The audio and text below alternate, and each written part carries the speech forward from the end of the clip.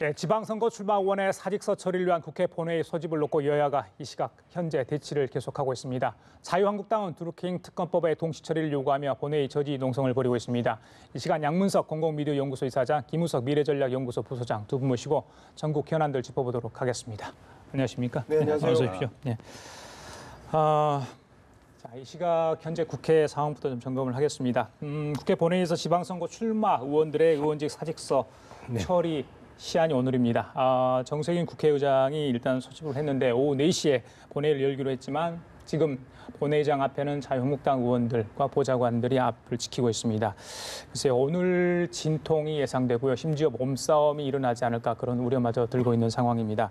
자, 어디서부터 이 문제를 해결해야 될지 갈팡질팡 참 그 가닥을 잡지 못하고 있는 상황이거든요. 네. 일단 전국 상황부터 좀 진단해 보시죠. 예, 뭐 오늘 4시에 정세균 국회의장이 명확하게 이 부분에 대해서 처리하겠다라는 입장을 보였고, 그리고 자유한국당이나 야당들은 국회의사당 문을 봉쇄함으로써 이 부분에 대한 동의를 할 수 없다는 이제 입장을 보입니다. 그런데 지금 이후에 어떤 화면과 장면들이 비춰질지가 상당히 궁금한데요. 국회법, 소위 말하는 선진화법이 자유한국당이나 야당, 그리고 보수 야당에게 상당히 큰 걸림돌이 될 거다, 이런 생각을 합니다. 국회법 148조 3항을 보면 누구든지 국회의원이 본회의 또는 위원회에 출석하기 위해 본회의장 또는 위원회 회의장에 출입하는 것을 방해하면 안 된다라고 이야기를 하고 있고, 165조에는 누구든지 국회의 회의를 방해할 목적으로 회의장 또는 그 부근에서 폭력 행위 등을 해서는 안 된다는데요.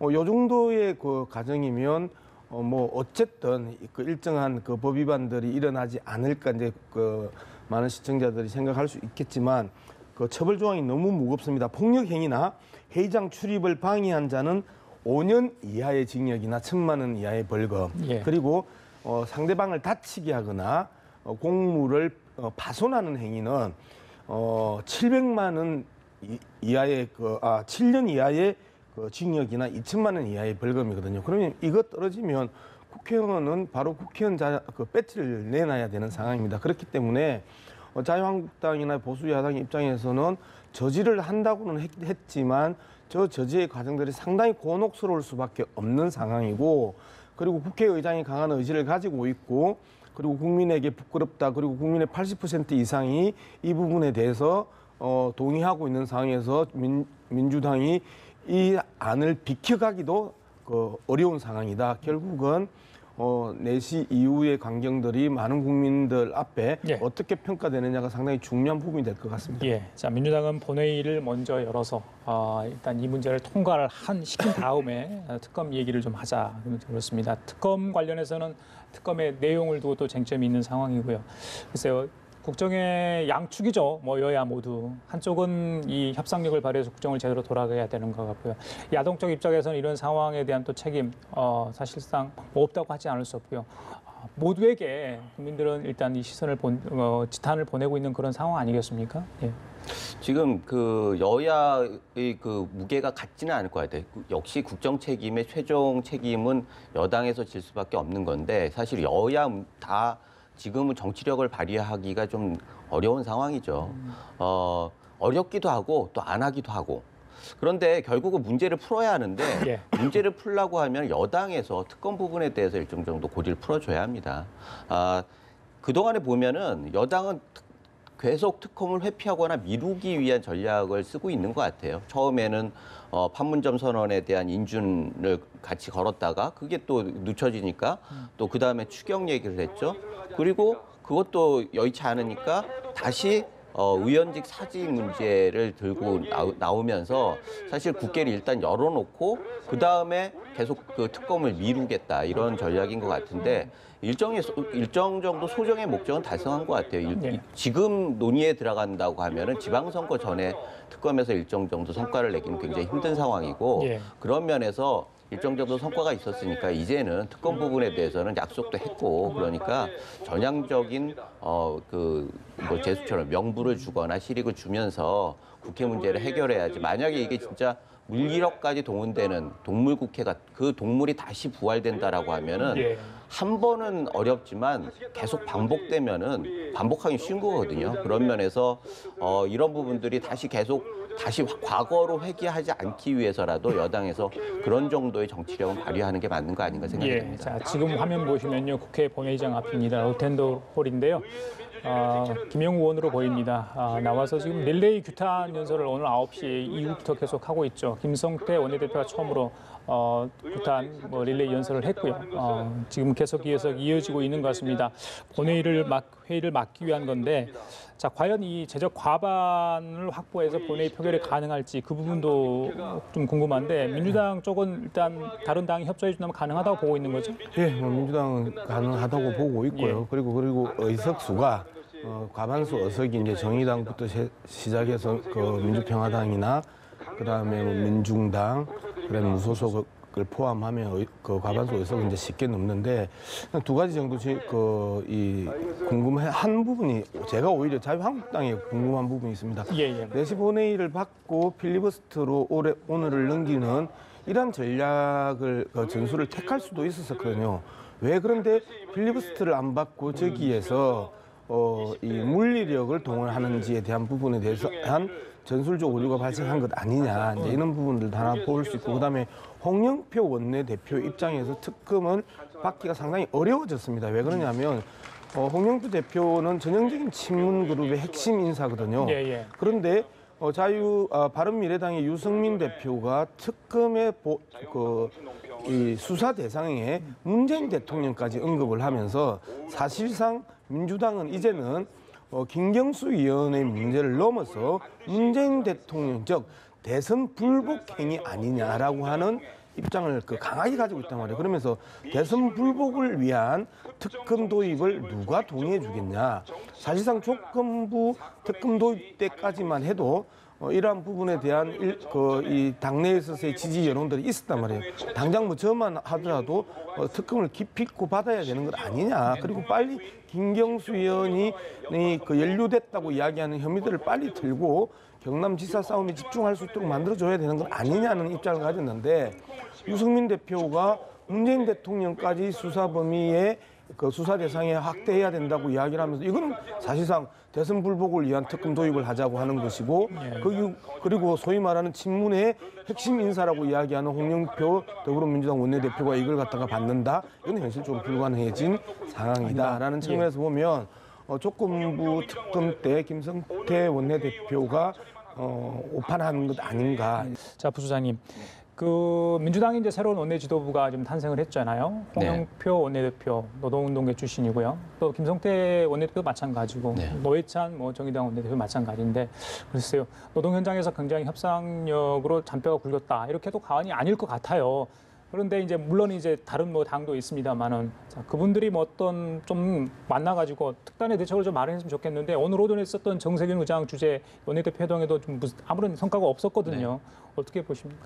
일단은 여당의 첫 박뀐 원내 사령탑의 첫 작품이 강행처리라고 하면 진짜 문제가 있는 거죠. 게다가 국회의장이 어떻게 보면 마지막 회기인데 마지막을 저렇게 한다라는 것도 굉장히 불행한 일이고, 그런 면에서 지금 여당의 스탠스가 과연 옳으냐라고 하는 생각을 안 할 수가 없어요. 야당에서는 어차피 반대를 할 수밖에 없는 건데, 야당은 김성태 원내대표가 그렇게 오랫동안 단식까지 하면서 특검을 관철해라. 그 이전에도 이미 천막 농성도 하고, 그래서 일관된 주장이었어요. 그리고 여당에서도 조건부 수용이 됐든 어찌 됐든 특검을 받겠다고 얘기했는데 시점의 문제도 있던 거고, 시점의 문제도 이미 시간적으로 의미가 없어졌어요.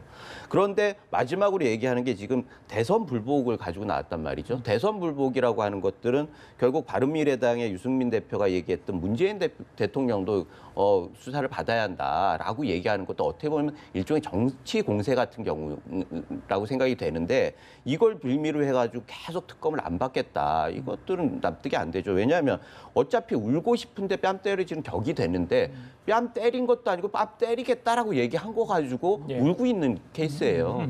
그런 걸 보면은 지금 게다가 지금 바른미래당에서 그렇다고 하는데 자유한국당도 같은 야당이라고 해가지고 도매금으로 얘기하는 것도 앞뒤가 안 맞는 거고 결국은 이 모든 것이 특검을 안 받기 위한 것이다라고 생각할 수밖에 없는 거죠. 그렇다고 하면은 이거는 참정권도 얘기했지만 김성태 대표도 얘기했듯이 참정권이 중요하다고 하지만 국민의 알 권리도 그 못지않게 중요하다라고 하는 얘기를 그건 상당 부분 의미가 있다라는 생각이 들어가지고 이번에 이 부분에 대해서는 여당에서도 어차피 특검을 하겠다고 그러고 청와대에서도 특검을 수용을 하겠다고 본인 당사자인 김경수 의원도 특검이 아니라 더한 거라도 받겠다라고 얘기한 거 아니겠습니까? 그러면은 특검 부분에 대해서는 정치력을 발휘해서 좀 전향적으로 제안을 하고 야당에서 설득을 하고 이런 모습을 해가지고 이 문제를 풀 생각을 해야지 이걸 대선 불복으로 끌고 가지고 이 파토를 내겠다 이런 부분들은 여당스러운 일은 아니라고 보여집니다. 예, 이사님 뭐 하실 말씀 예, 있으신가요? 그리고 제가 질문 하나 드릴게요. 기본적인 관점의 차이인데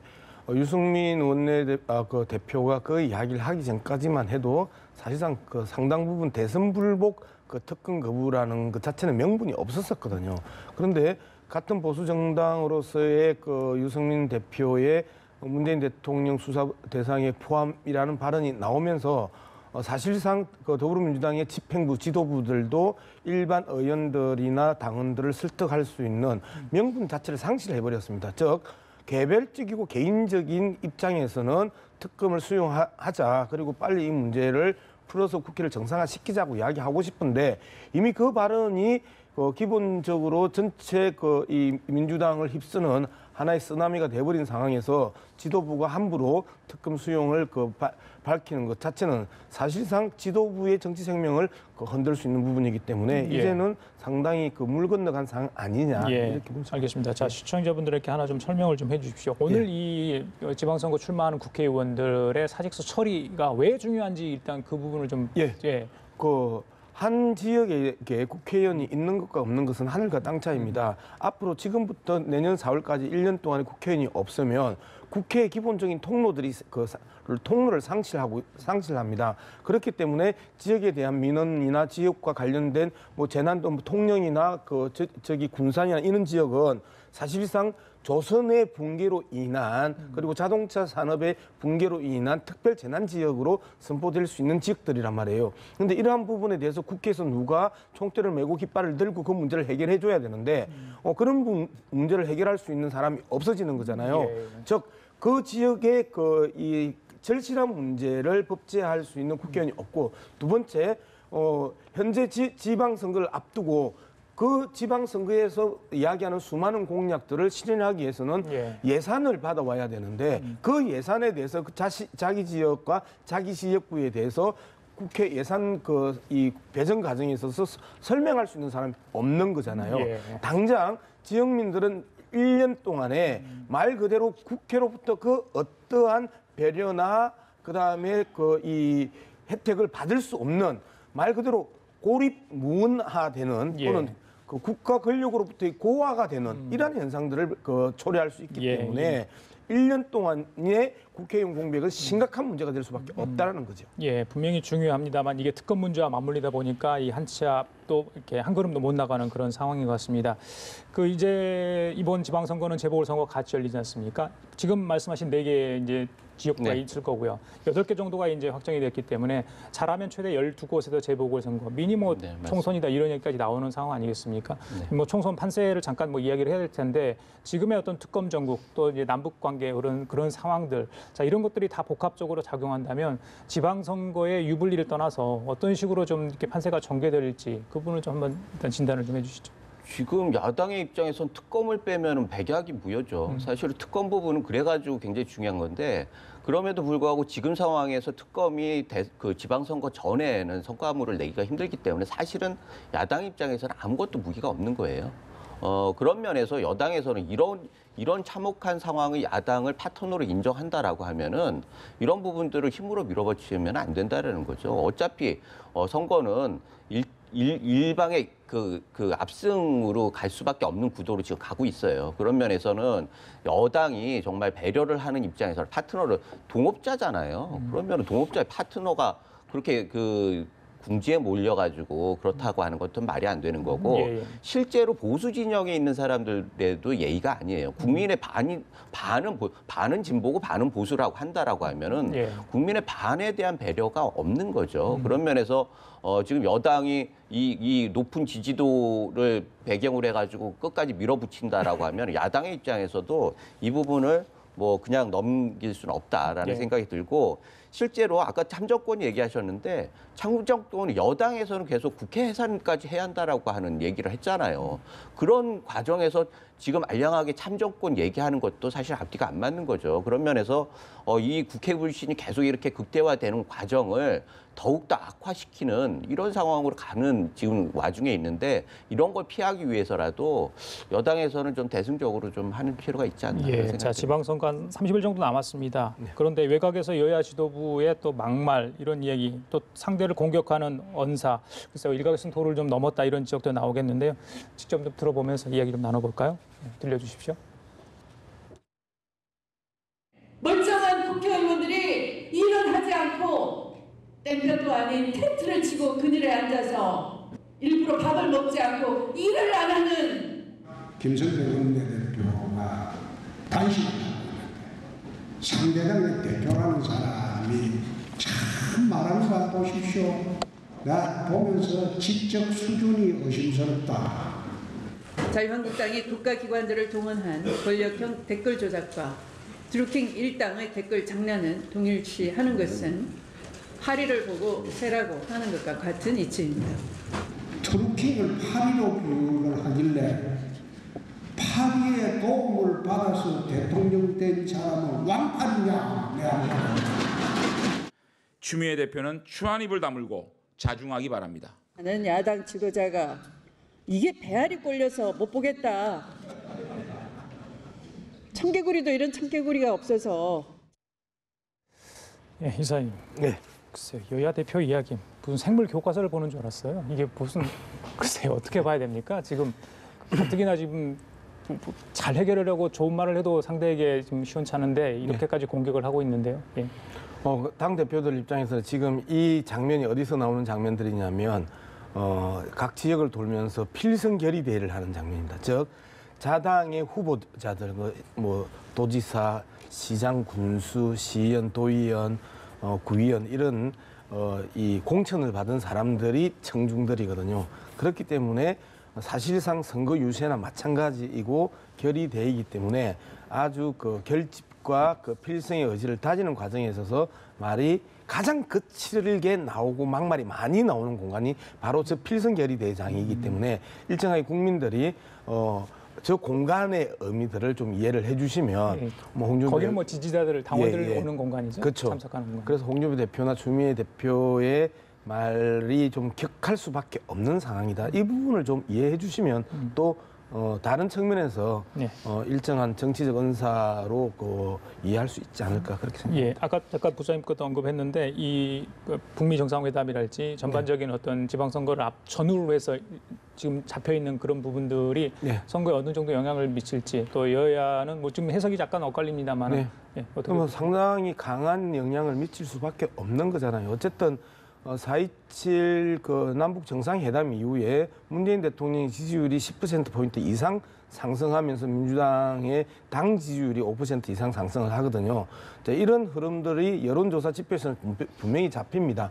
그리고 반대로 보수 야당의 그 지지율이 이제 떨어지는 현상들은 저는 그렇게 생각합니다. 맹목적인 반북과 친미 구호가 사실상 그 붕괴되는 과정이다. 특히 친미 같은 경우에는 트럼프 대통령이 계속해서 김정은이 좋은 뉴스를 줬다. 그다음에 고맙다라고 이야기를 하고 폼페이오 소위 말하는 CIA 국장이고 미 국무부 장관이고 대북 강경파 중에 강경파라고 이야기했던 폼페이오 장관이 아주 똑똑한 사람이라고 이야기를 했단 말이에요.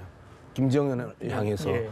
복잡한 문제도 잘 이야기하고 있고 그다음에 박식하다 이런 이거는 옛날로 치면 반국가단체 수계에 대한 고무 찬양제거든요. 그런데 트럼프를 향해서 폼페이오를 향해서 주사파라고 욕할 수도 없고 종북 좌파라고 비난할 수도 없고 국가보안법으로 반국가단체 수계 고무 찬양제라고 제소할 수도 없고 참으로 자유한국당 입장에서는 공공한 상황에 처해버린 것이고 또 많은 그 국민들은 김정은을 직접 보면서 저 사람 머리에 뿔이 달린 게 아니네, 저 사람도 사람이네라고 하는 이 평가들이 나오고 하면서 맹목적인 반북 친미의 노선으로 보수를 결집하려고 했던 홍준표 대표의 선거 전략에 치명상을 입었다. 예. 그리고 말 그대로 백약이 무효고 드루킹 특검을 한다 한들 이 현상을 엎을 수 없고 이후에 또 그 공교롭게도 선거 전날에 북미 회담을 합니다. 이 부분에 대해서도 그러면 미국이 그 남한의 선거를 도움 주기 위해서 6월 10일로 잡았나? 안 그러면 김정은이 청와대 주사파고 그 짜고 6월 10일로 잡았나? 이렇게 비판하는 순간에 정말 참혹한 그 상황으로 그 몰릴 수밖에 없기 때문에 예. 이 문제를 좀 더 적극적이고 보수 진영이 활용하는 하나의 그 이 징검다리로 삼았으면 애초부터 이렇게까지 절망적인 상황까지 안 밀렸을 건데 계속해서 맹목적인 반북 친미가 불러 초래한 현실이다. 저는 알겠습니다. 그렇게 봅니다. 이사님 좀 길게 말씀하셨는데 부사님 이야기를 들어야 될 것 같아요. 짧게만 해주시면 감사하겠습니다. 예. 일단은 뭐 그 전체적인 그 평가는 그 옳은 것 같아요. 근데 역시 우리 대한민국에서 이 한 달이라고 하는 건 적은 시간이 아닙니다. 뭐든지 일어날 수 있는 시간이죠. 그래서 지금 야당에 대해서 뭐 한계가 있다 이렇게 얘기할 수도 있지만 역시 마지막 변수는 여당의 오만이에요. 그런데 이런 부분들에 있어서 여당이 그런 경각심을 못 갖는다라고 하면 예. 우리가 생각지 못했던 의외의 결과가 나올 수 있다. 그것이 과거에 우리 그 선거판에 보면은 항상 지난번 총선도 그랬고 그 전에 그 지방선거도 그랬고 예측한 것이 맞은 적이 한 번도 없습니다. 예. 그런 면에 있어서 마지막은 역시 여당이 몫이고 이 아까 말씀하셨듯이 양 대표가 어떤 일정한 장소에서 막말이 나올 수가 있다라는 것들은 인정을 해요. 그러나 지금 나오는 것들은 너무 심한 거죠. 저는 과거에도 보지 못했고 외국의 경우에도 보지 못했어요. 이런 그렇습니다. 정도의 막말이라고 하면은 예. 그리고 이렇게 하면은 정치 문화에서도 그 문제가 되지만 교육적으로도 굉장히 안 좋은 거예요. 예. 이게 뭐 뉴스를 18금을 할 수도 없는 거고. 예. 그런 면에서 여당 대표, 야당 대표 모두가 말은 정말 조심해야 알겠습니다. 한다. 자, 정세균 국회의장. 국회 지금 파행 사태에 무한 책임을 지고요. 4월 세비를 반납했다고 합니다. 오늘 국회에서 좀 좋은 소식이 들려오기를 기대해 보겠습니다. 자, 지금까지 양문석 공공미디어 연구소 이사장, 김우석 미래전략연구소 부소장님께 얘기 나눠봤습니다. 말씀 잘 들었습니다.